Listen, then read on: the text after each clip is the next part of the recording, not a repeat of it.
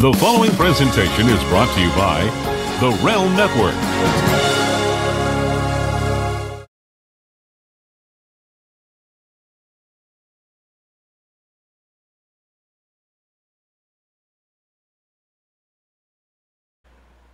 Today on Mr. Media, I'll talk to Mike Sachs, author of Poking a Dead Frog, a collection of interviews he did with some of the top comedy writers in the United States.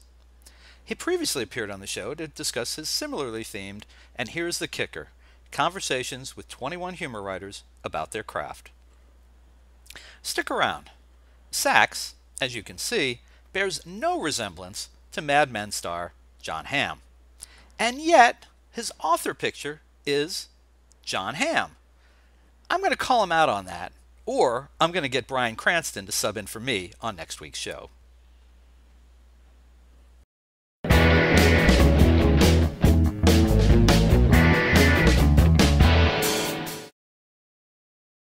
So much media, so little time. Who keeps track of it all? That would be me. This is Bob Andelman, and this is a Mr. Media interview, brought to you by Amazon.com, Audible.com, and 1-800-DIAL-DJs. Please stop by the website, MrMedia.com, click on our advertisers, support the show. And remember, there's more than 1,000 interviews available at MrMedia.com. We've been doing this since February 2007. Hope you'll find something you like. And thanks for listening.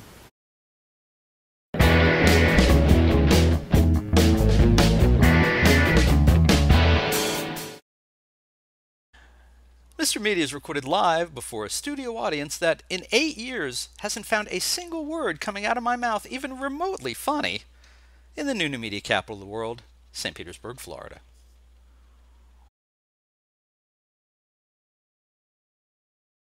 Some of my favorite Mr. Media guests over the past 8 years have been the stand-up comedians. Robert Schimmel, Lisa Lampanelli, Ralphie May, Eddie Griffin, Judy Tenuta, Mark Maron. I love having them as guests because they're smart, funny, and always faster on the wordplay than I could ever be. Makes them a challenge to keep up with, and I like that. But I'm wondering if I missed the boat by not focusing on comedy writers. That's what Mike Sachs has done, and done really well.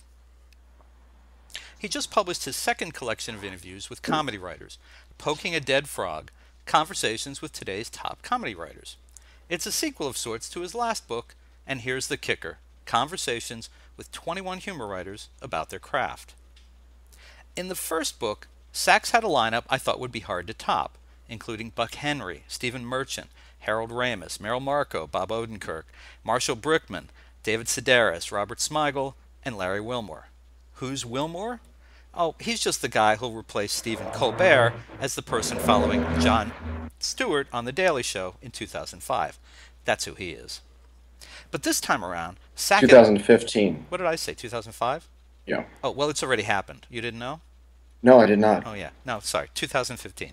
Okay. This time around, Sachs at least matched the first group, landing interviews with Mel Brooks, Mark Maron, Terry Jones of Monty Python, Bob Elliott of Bob and Ray, Adam McKay, Bill Hader, Patton Oswalt, and a bunch of people you've never heard of, but who made The Onion what it is today.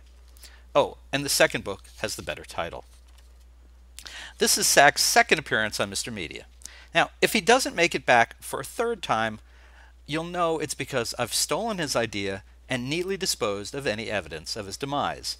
Bastard. And on that creepy note, Mike Sachs, welcome back to Mr. Media. Thanks for having me. Good to see you. Good to see you. And by the way, I hate you.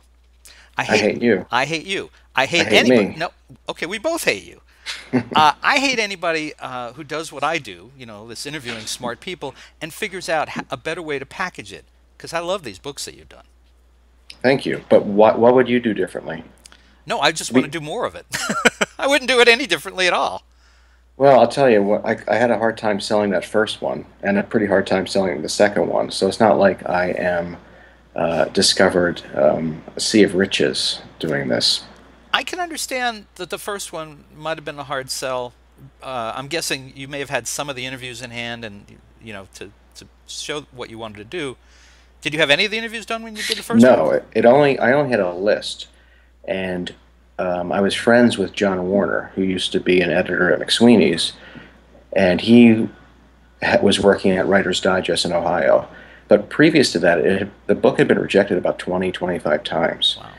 And it was only because of John pushing it through, based off just a list, that it got made, it got published. Otherwise, it wouldn't have been published. It's amazing because it's the kind of thing I think should be sitting on every writer's shelf after they read it. Of course, I don't mean it should just be up there for Oh, I don't care decoration if they read it, as long as they purchase it. at full price.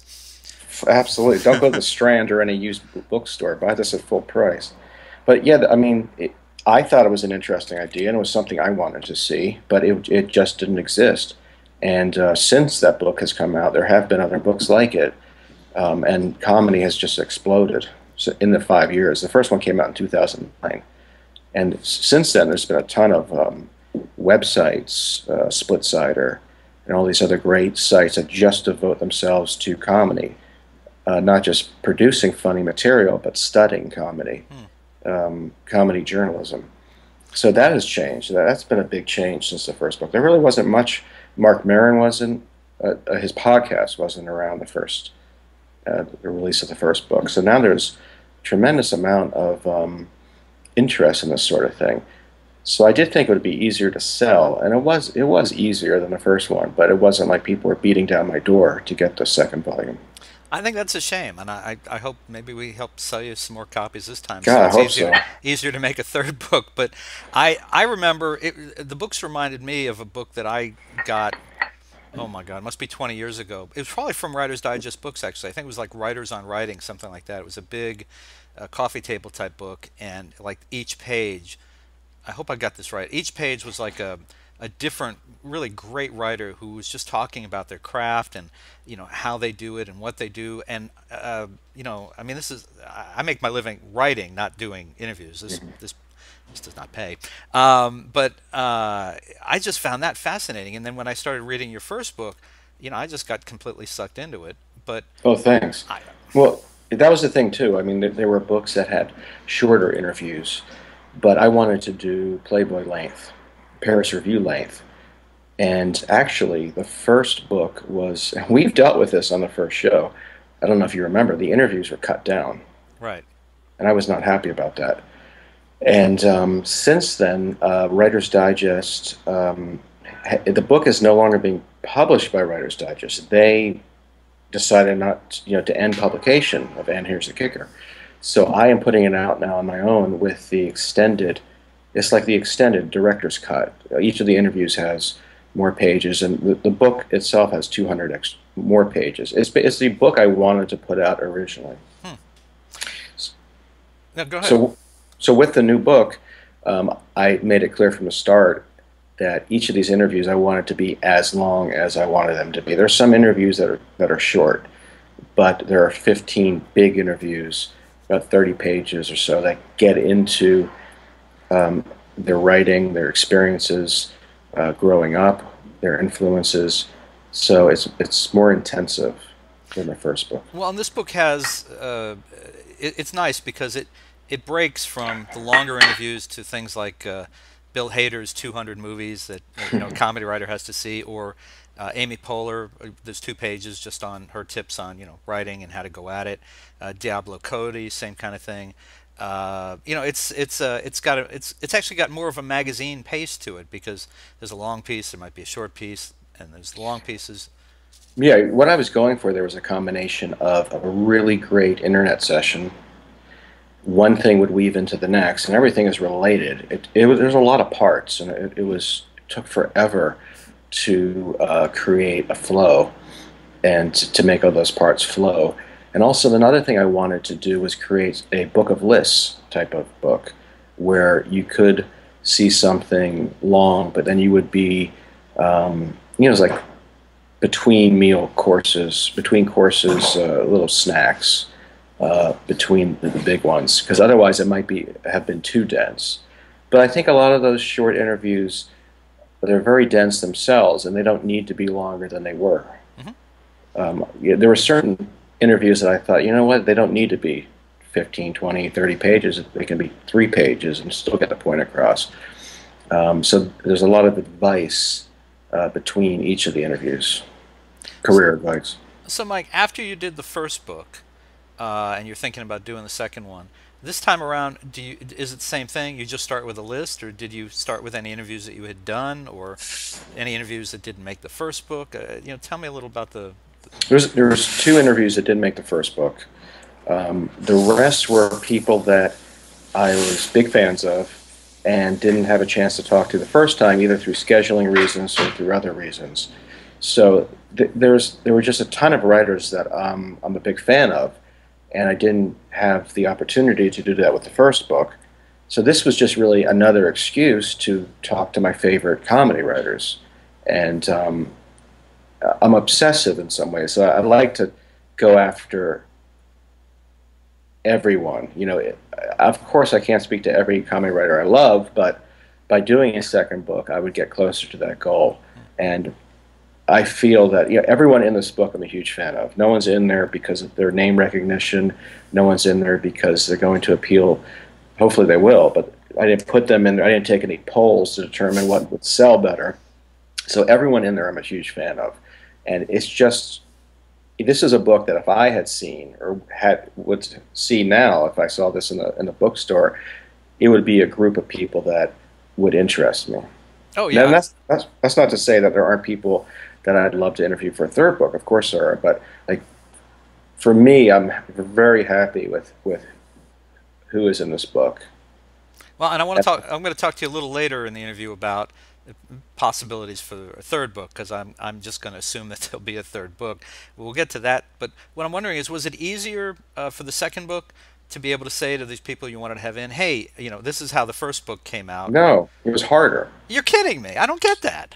I know. It was, well, for a couple of reasons. One, I had a child since the first book, so I had less time to work on it at home. Ah. But the other reason is, it goes back to what I was saying before, is that there is I don't want to say a glut, but there is a lot of competition. Not competition, but there's a lot of comedy sites out there, and they are interested in getting the same interviews I am. So these people, the big names, are approached often, and they don't really have time to give an interview beyond a short interview for a blog. The type of interviews that I like to do can last over a series of calls or emails or in-person meetings 20 hours, or up to over a year. Wow. If not longer. So it's understandable that they wouldn't have time. So it was hard to just logistically get people on board without dissuading them from being involved. I had to imply that this is not your average interview for a website. It's going to be very time consuming, but I didn't want to talk them out of it. So, and actually, that for some of the smaller interviews, that is due to them being too busy to give a huge interview. But yeah, it was not easier, and I have to say, this one kind of killed me. It was harder than the first book. It surprised me. I thought this one would be okay because I knew what it would entail going into it, which I didn't know with the first one. But this one was tough, and there's a lot of moving parts. There's a lot of, I wanted it to flow, and that flow took a long time to get right. But I also assume people would read it in order, and that's not always the case. But I wrote it for those who would be reading it in order. I read it in order, just for the record. Good. I am a lifelong National Lampoon guy, and for that matter, Spy guy. I've had a number of people from Spy on. Kurt Anderson's been on. Jamie Malinowski. Oh, Jamie, yeah. Jamie's been on 2 or 3 times now. Jamie is the first person I contacted. I was in college, and I wrote to Spy, and he was the only one who got back. He rejected me, but did so very nicely. But he was very, very nice to me, and he gave me advice. This was years ago. But I always have a fondness in my heart for Jamie. Well, it's funny. It's funny because I had the same experience in the '70s with the National Lampoon. I have a stack of rejection letters from them that just, it's the kind of thing where it either makes you give up or it makes you stronger. And I have those, and I have Mad Magazine rejection, and so it was fascinating for me to see that you got Henry Beard, because Henry has not done interviews, and I want to know, people can read the interview for themselves. That's That's in the book. I want to know about how you went about getting that, how you decided you wanted to get Henry, especially against the odds of he hadn't been doing interviews in No, years. well, we should first explain who he is. He was one of the Oh, people three. got to know who Henry Beard is, don't they? No, probably not. Yeah, you're right. Forget. Yeah. He was one of the three co-founders of National Lampoon. Started off with Doug Kenny, who later went on to co-write Animal House, Caddyshack. Great writer for National Lampoon, the magazine itself. So he was a young guy. It was just after college, and he worked in college on a J.R.R. Tolkien parody called Lord of the Rings, which was a huge seller. And then in college, he did a parody of Playboy, which sold tremendous amounts. So he was a success even before he got out of college. So he got funding after college to start National Lampoon. He started National Lampoon, and he was the editor. And this doesn't really get mentioned too often, but as an editor of comedy, he was one of the best ever. He was notoriously talented with working with anybody and editing the humor where he wouldn't infuse his own style into it. The writers would remain, their style sensibility would remain, but he would make the piece better. It was very hard to do with humor. He was also a great writer.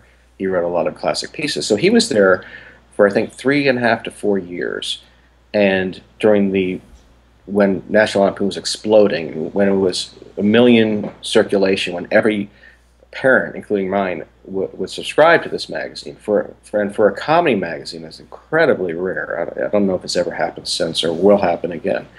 So it was hugely influential. And then after 3.5, 4 years, he took a buyout, which at the time it was in the millions. It's a lot now, but back then for a young guy it was tremendous. And he sort of disappeared. He didn't disappear from writing. He's written a ton of great books, some with Christopher Cerf, Bennett Cerf's son, and they're hilarious. But he's never, well, that's not true. He's given a few interviews. And one of the interviews he gave was in 1980 to Esquire. And it was, I won't name the writer, but it was about Doug Kenny. Now, if you can imagine this, Doug Kenny was on the cover of Esquire. Can you imagine that happening now? No. So this was just after Doug Kenny had died in Hawaii at a very young age.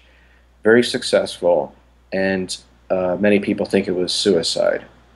Or as Harold Ramis said, Harold Ramis felt that he slipped on the way to commit suicide. Right. That it was an accident. I remember that line, yeah. Yeah. So this is an infamous article in the comedy world because a lot of people were very, very angry with this article, and not only in how it depicted Doug Kenny, but in how they were quoted. So Henry Beard, this was one of his first interviews ever, was very upset by this article. And because of that article, he had not given an interview in the nearly 25 years since. So he was one of those big gets for me. Like I'm obsessed with National Lampoon. I'm obsessed with him because he's a great writer and a great editor. And I thought it would be a dream to get him. So what happened was he has a new book out. And this is actually a very good, I'd recommend this to writers. If there is someone impossible to get, interview them, not necessarily about their career, but about something they want to promote. Absolutely. So he wanted to promote this really funny new book he had, and I reached out, and I contacted the PR person. He co-wrote it with Christopher Cerf. So the PR person got back to me and said, "So you want to interview Christopher Cerf?" I said, "Yeah, I would, actually. I think he's great. But what I would love is to interview Henry Beard." And miraculously, he said yes. So we talked, incredibly nice guy. And I think he sensed that I was a huge comedy geek and knew about National Lampoon and wasn't going to entrap him in any way. I wasn't out to get him. I just wanted to pick his brain. So we got along pretty well. And then the interview ran on SplitSider or Vanity Fair, I forget, .com. And I got in touch with him later and said, "Listen, can we talk a little bit more, expand it, and put it into the book?" And he very nicely said yes. But I came out and asked him, I said, "Why did you not speak for so many years?" And there wasn't a specific answer. I think he was under such tremendous pressure at the time, and it grew into such a huge thing that it sort of overwhelmed him. And then when he did give that interview to Esquire in 1980, he felt he was burned. But I think he's growing older now, and he feels that, what's the harm in talking to someone who's a fan of National Lampoon?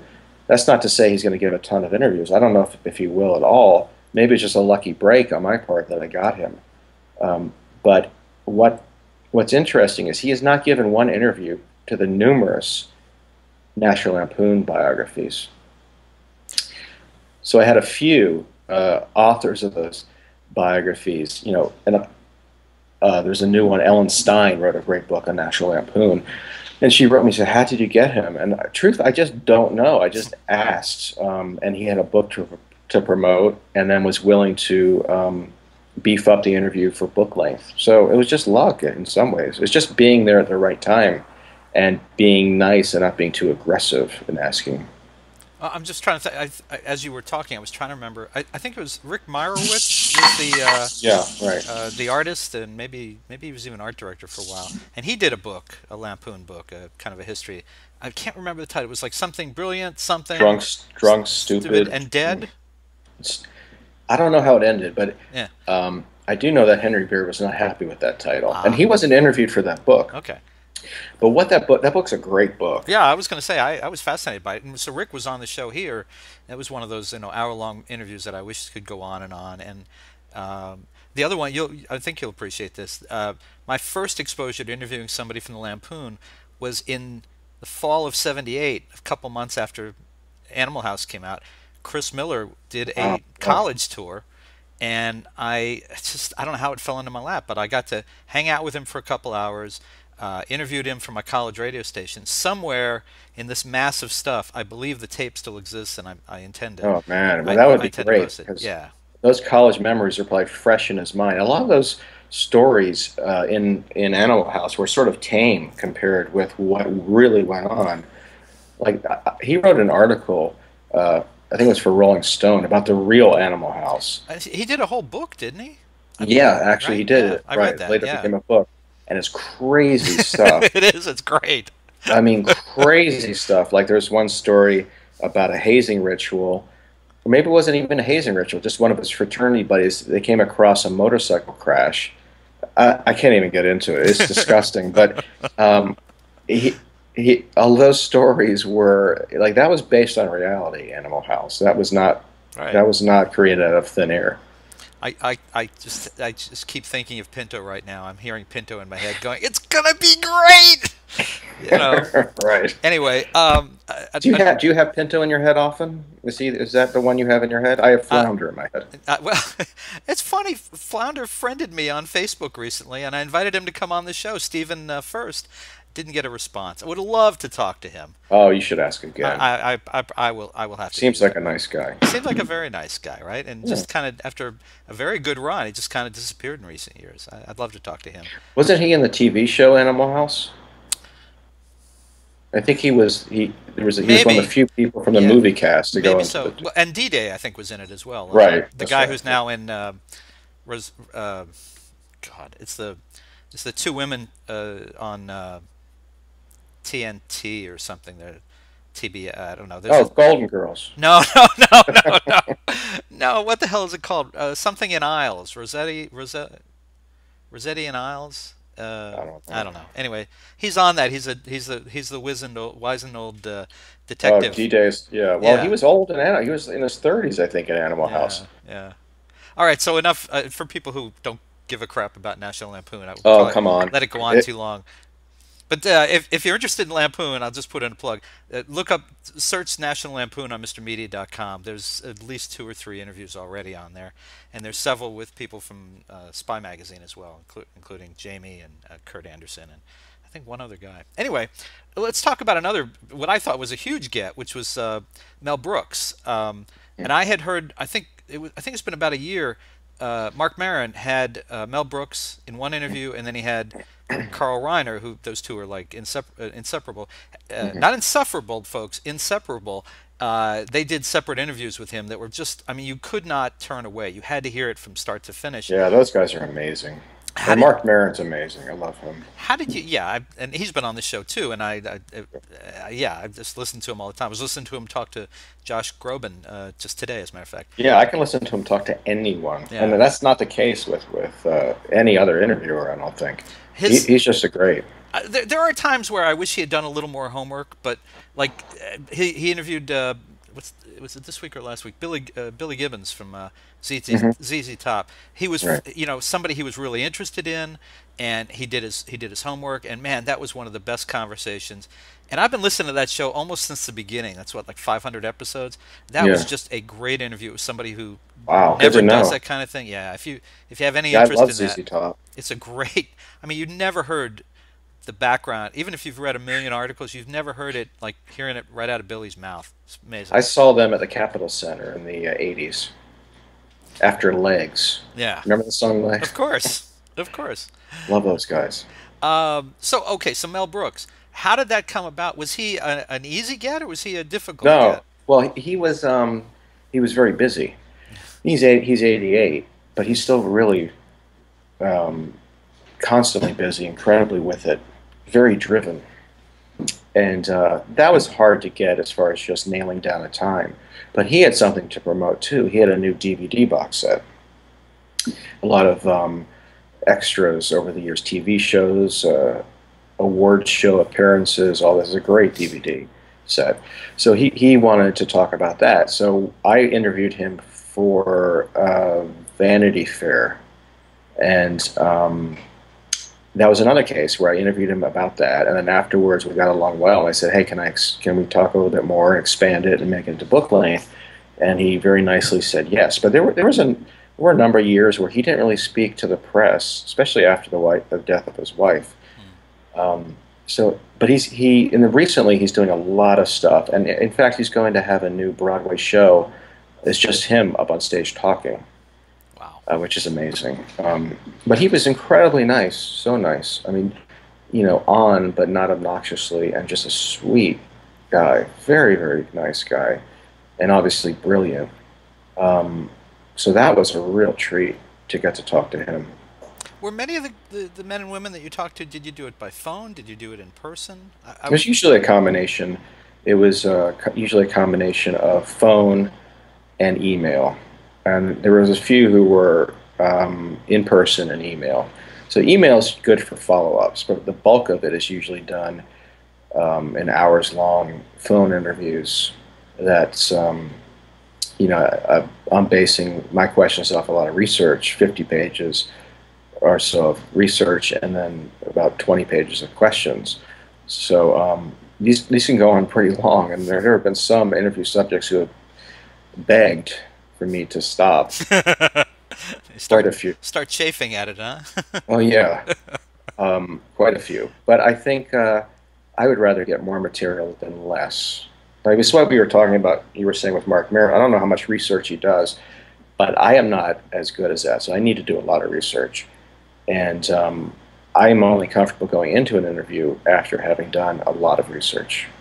Well, I think that's the journalism training, which Mark doesn't have that, and so like the Josh Groban interview today, he admits the morning that Groban was coming over to the garage for the interview, he put out a tweet saying, "Hey, give me some Josh Groban songs that I should listen to." I mean, he knew nothing about the guest, and that kills me sometimes because yeah, he's a great interviewer, he's a smart guy, but there've been guests that he's had on, like he had on Judy Greer, who's one of the voices on Archer, for example.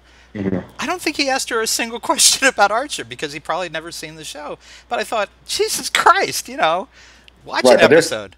there's a case of someone just being in the comedy scene and just having such an interesting life that no matter who he interviews, he's going to bring something interesting to it. I agree. I agree. I mean, there has to be a combination of that and journalistic study. And if you can combine the two, then it's great.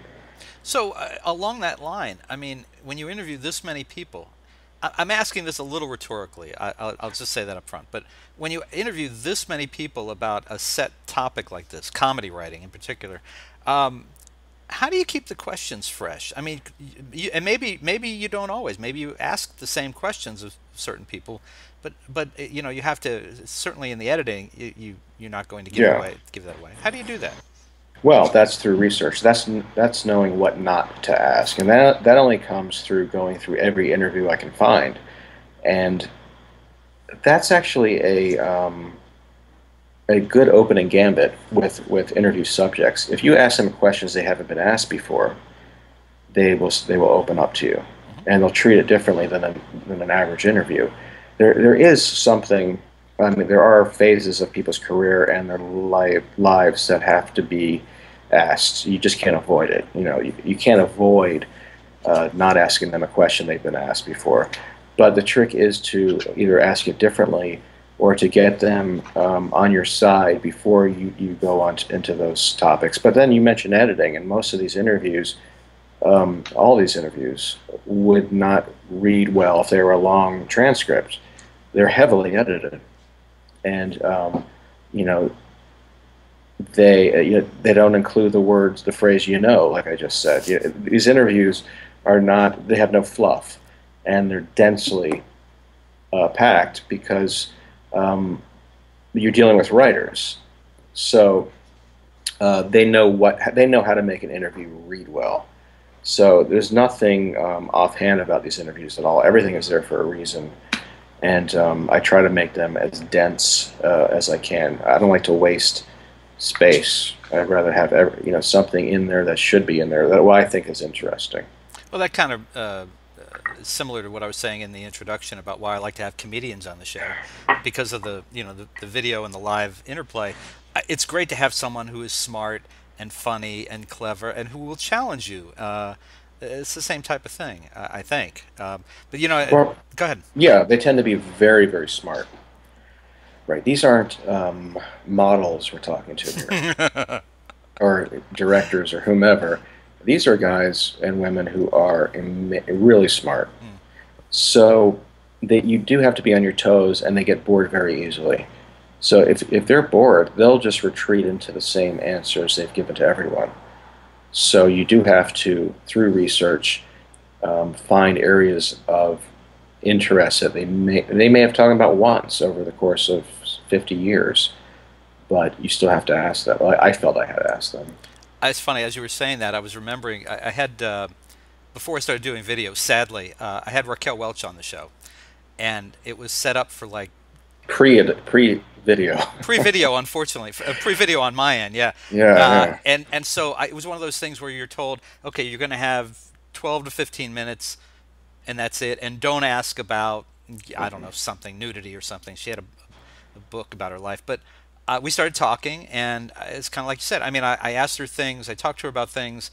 I gave away that, I mean, boy, Raquel Welch for me in the 60s and 70s, I think that's what caused me to start puberty. I just, and I said something like that to that effect, and she laughed, and I thought, okay, you're won over. We stayed Yeah. on the phone for about an hour, and Wow. I asked her, Yeah. about doing the nudity and doing, and, just being ogled and, all that kind of stuff. The only Yeah. time, I'm getting off topic here, but the only time that I know that I went way off script for what she It's would when have you wanted. took off your pants. Well, who said I was wearing pants then or now? But Oh my. oh my. But no, I asked her about how she felt about her daughter doing nudity, because her daughter Tawny Mm. did Playboy, and Oh that yeah. was a sore subject. She wasn't happy about that. No, she really didn't want to talk about that. But anyway, so yeah, I mean, it's all in the asking, I guess. Is Well, also they sense that you are truly interested in them. You're not doing it for a job. Like, you know about them, and you want to know more about them, and that they affected you in some way. They sense that, and I think that they're so used to interviews where the interviewer doesn't do any research and doesn't put much time into it, that they sort of are taken aback sometimes by those who do research and who put time into it and know their careers really well. I have to add something to that. I've just remembered Barbara Eden, who played Jeannie in I Dream of Jeannie, was on the show, and we were all set to do video, with her. It was after Raquel, and I was doing video, but she declined at the last minute because I wasn't planning to provide her with a hair and makeup person. But she was a great interview nonetheless. But it's all about that. Now, speaking of women comedy writers, without objectifying them, uh, the first book had Meryl Marco and Alison Silverman. I think were the only two. This book you had. No, it had one more. It had three. Was there? Yeah. I'm trying to remember who it was, but there were three in there. All right. Well, this one had Amy Poehler, Roz Chast, Diablo Cody, Peg Lynch, Kay Cannon, and Carol Kolb. Uh, uh, First of all, why so many more the second time? And second, do women comedy writers get more respect than women stand-up comedians? Because those women have it really hard. They got to work really hard for every bit of respect they get. Yeah. It's a complicated question. I don't, for the first book, I wanted more women in there, but for various reasons, it didn't work out. I reached out to a lot of top female comedy writers, and they're asked often to do interviews, so they don't really have time, and also their careers are in full swing. Amy Schumer, Tina Fey, so it's understandable. As far as female comedy writers versus comedians, I think there is a difference, because I think that finally TV writing rooms are being filled more with women. You have great women writers on Twitter. You have great women writers for New Yorker. You have great women writers, period. And there's more of an opportunity now for everything to be on an equal playing field. Someone like Megan Amram can have hundreds of thousands of followers on Twitter and can be read as much as any professional, she's professional, but anyone who's quote-unquote established. So that's changing. That's changed since the first book. There's a lot more women writing for sitcoms, great writers. But I do think that once you throw in someone who's performing, other factors come into play, and that's a world I don't really know much about, don't want to know much about, because a talent sometimes isn't the most important factor in that world. I'm thinking this past year, its 39th season, SNL had some major problems at the start of the season, because it's definitely been the year of women comedians on the show, women comedy actresses, if you will, and they had no female. There was no black female on the show. I think there was a shortage of female writers on the show. So as a guy who's now done all of these interviews with comedy writers, I wondered if you had any thoughts on what was going on there. Well, no, I do think that, I think the comedy can only be made better by having different people from different backgrounds, men, women, even young, old, Harvard, people grew up on the streets, whatever. The comedy is only better because of that. But I don't understand why anyone would want to write for SNL anyway. Perform on it, I would understand. But it's a horrible schedule, and it's not really conducive to good, from my standpoint. I wouldn't thrive there. It's rough. You have to be up all night Tuesday nights. It's brutal. It's very competitive. But what you're seeing now are these shows, and both online and other places, like such as Amy Schumer's new show. Good for her for just starting her own show. What does she need to go to SNL for? It doesn't need to take place anymore. You can go online and get a million hits from doing what you want to do rather than answering to anybody. So for me, I'm always perplexed that anyone wants to be on that show, write for that show, male or female. I should point out that the new book starts with the interview. That's what I was looking away from it. I wanted to just be sure. It's Jim Downey, who is the longtime head writer, I guess, for SNL, who covered so many generations of comics on there. I don't think I mentioned him in the introduction, but definitely one of the really intriguing interviews, because it gives you a perspective. Yeah, in the first book, there was 4 or 5 big-name writers who kept mentioning him. And I had never seen an interview with him or read an interview with him.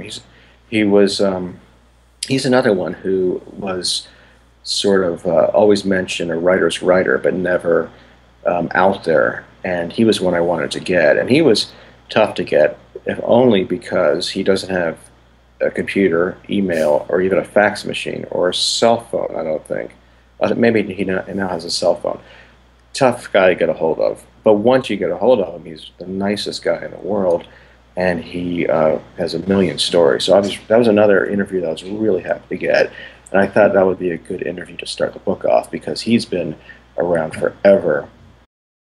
So he has created all the debates over the years, the political debates, all the press conferences involving presidents, going back to Gerald Ford, I think. So he's been around a while, and he is good.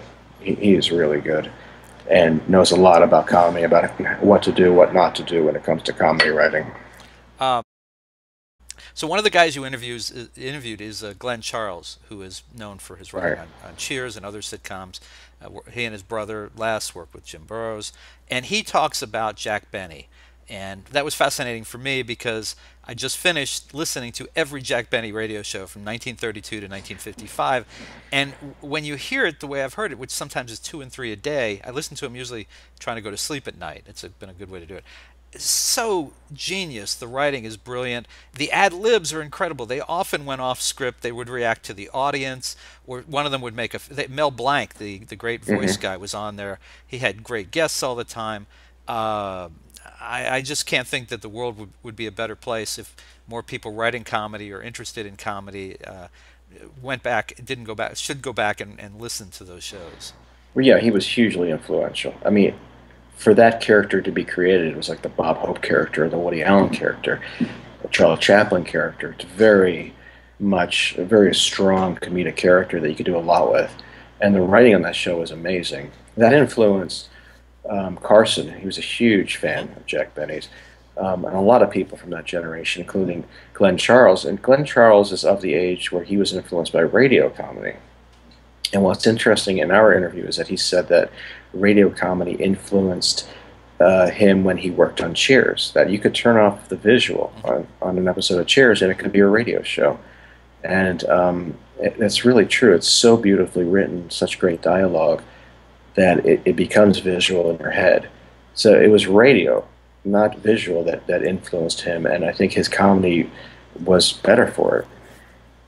All right, so in fairness to you, I need to wrap this up. So I got just a couple quick things. You got to tell the story about how it is that John Hamm poses for your author picture, and wearing a wife-beater T-shirt to make it just a little more interesting. What a nice guy. Who else would do that? What other actor would do that? What happened was he was a fan of the first book, and I don't know him, never spoken to him. I just happened to be friends with a photographer, Seth Olenek, great photographer, who has shot John Hamm in the past. And John Hamm's a big fan of comedy, so he's up for various things. He'll appear at sketch nights. He's amazing on 30 Rock, on SNL, really talented. So my idea at first was to get him for the cover. And the book had a different title at first. But once we chose Poking a Dead Frog, it wouldn't have worked visually. You know, John Hamm in a wife beater wouldn't have worked. So I wanted to get him in there somehow. So it was my idea to have him as instead of me as an author photo, to have John Hamm in there. Because here is someone who's trying to look bad, and he looks pretty amazing. And how many... Bastard. Right. How many... But like me looking 100%, how many books am I going to sell based off of my look? So he was very nice to then acquiesce to... I went back and I said, this is strange, but would you be okay with being me in the author photo, basically? And I don't think it's ever been done before. And he was all for it. And he did this for 3-4 hours for nothing. I gave him a bottle of champagne, but just incredibly giving, incredibly nice, really great guy. It's one I of love those that guy.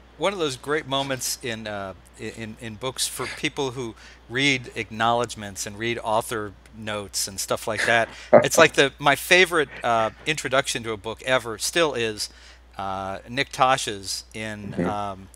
oh boy, I think it's a rock and roll. It's the stories of old rock and roll people, and he says he's thanking people, and then he says, "But most of all, I want to thank myself, without whom this book would not have been possible." And I'm just like, "Oh man, Nick, you know, you're my hero. That was just He's awesome." amazing. I love him. All right, so along that same line, you dedicate this book to your parents, Elaine and Jerry, and you got to tell me, I assume that that's a Seinfeld reference. Your parents are not actually Elaine and Jerry. No, I was just thinking about that today, actually. No, they are indeed, those are their names. Really? Very much so. And that was, I didn't even put it together. I wasn't, I'm going to come through now with something I may not want to admit. I wasn't a huge fan of that show. So it never really occurred to me until someone pointed out recently. It's like, you know that those are the two main characters in Seinfeld.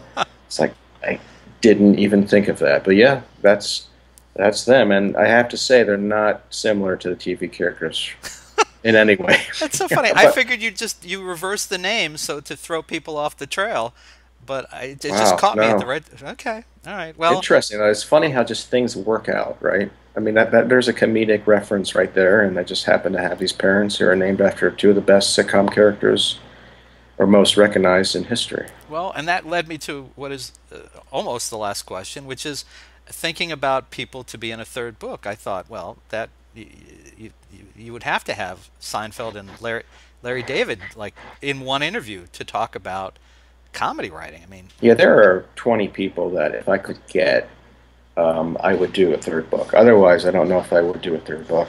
I'm sort of burned out on that. But there are certainly people. But what's interesting too is just because someone's a big name doesn't mean they'd be a big interview. Steve Martin, Woody Allen, great minds, amazing work, not the best interviews. So I don't want to have any big names in there just because they're big names. Mel Brooks is a big name, but he gives a great interview. So if I were able to get 15 great comedic minds who are good at interviews and would be willing to spend 20 hours with me honing this interview, I would love to do a third. Otherwise, I don't think it's going to happen. all right. Well, I'd like to see Seinfeld and David for one. I'd like to Oh, I see. would love that. I would love to get Larry David. I'm a huge fan of his. His show was amazing. I loved it. Yeah, well, I think you just ruled out Jerry by the way you said that. So let's Tina Fey, who you mentioned earlier, and then Loved her. Louis C.K., who Love him. yeah, He just didn't want to do it. He didn't amazing. want to do this one. Well, And he was busy the last year. yeah, it's been a pretty busy year for him. I mean, he's incredibly busy, but what a comedic mind that is. And there's a lesson for just putting your head down and working and not stopping. I mean, he's been doing it for 30 or so years, through success and not success. And he's found that the comedic community, or actually not even just comedic, but across the board, they're catching up with his sensibility because he was way ahead of his time. Yeah, I mean, there's a case where if he were to say yes, I would jump at the chance to interview him. Love him. Yeah, I'm kicking myself because as I'm finishing up this Jack Benny run, I keep thinking, God, I wish I could have interviewed that guy. Or, geez, I wish there was a Yeah. somewhere that there's like hours and hours of someone did interview him, but I don't think that that exists. It just Well, wasn't he was the on nature of Carson things. a lot, but he Yeah, was older at this time. and they weren't talking about the kind of things that you or I would No. want to ask about. Yeah, they were No, just there's a lot of in jokes about Hollywood and yeah, things like that. yeah. Yeah. Well, But actually, you're a fan of Bob and Ray? uh, not as much as I probably should be. I remember listening to them on the radio when I was growing up, and you know. But go ahead. What were you? Because no, that was one of those cases where I'm a huge fan of theirs, and he said yes to an interview, and he just happens to live a few miles from my in-laws in Maine. So we spent an afternoon together, and then followed up on the phone. But just an amazing guy. He's 90 years old now. Huge influence on David Letterman, on a ton of people, and just if you can dig up their stuff, there's a few CDs of their stuff. I highly recommend it. Great stuff. Wasn't there? Boy, I hope I'm right. Someone in the book talks about Phil Hendry, Yeah, that was Jim Downey. Jim Downey, and Bob and Ray and Phil Hendry, and I know that they're immensely popular and I'm with a certain group and I'm going upstream on this, I just never got those guys. I mean, they just Bob and Ray more so than Phil Hendry. Phil Hendry, even once I was in on the gag and I understood, I don't know. I just couldn't sit and listen to him. It just didn't work for me. I don't know. Yeah, well, that's the thing. I mean, and it doesn't for some people, but for Jim Downey, for someone who knows a lot about comedy and character, for him to have fallen in love so deeply, I wasn't that familiar with Phil Hendry, but then I searched him out because of Jim Downey's recommendation, and what I found was amazing. I really like that sort of stuff. And there's another case of hopefully he can become more mainstream among comedy fans. I wasn't familiar with him, and I'm into comedy, but he is out there. You can download the shows. He has podcasts, and he's amazing. I think he's an amazing talent. I agree. It's just for me, different things are funny for different people, I guess. Right. Yeah. Like nobody finds me funny, but I do. I do, my friend. Yeah. Well, folks, listen. You can find Mike Sachs' latest collection of interviews with great comedy writers. It's called Poking a Dead Frog, in great bookstores everywhere, or you can order it right now at a great price on MrMedia.com. You know how it works. If you're watching us on MrMedia.com, you can look just below the video somewhere, over here is the copy of the book. Click on it. Order it from Amazon. You can download it as an ebook instantly, or you can order a hard copy, and they'll send it to you via drone in 30 minutes or less, or it's free. That's not true. That's not true. No. Mike, website, Twitter, Facebook. How can people find you online? Just find me. I don't care. Just find me. Is there a website for you or for the book? Yeah, there's MikeSachs.com. Okay. And it's SACKS, it's not SEX. He only wishes it was. Ooh. That'd be a great porn name, Mike Sachs. Well, a few people have mentioned as much on Twitter, and I've defriended them immediately. Oops. Well, just by coincidence, this care. Interview is over. Mike, great to have you back a second time, and unless something happens to you, I hope that you'll come back for the third book. I expect there to be a third book because I want to read more. I'll see you in 5 years. Thank you. Maybe before then. Thank you so much for joining us again on Mr. Media. All right. Stay classy. Too late for that, my friend. Too late for that.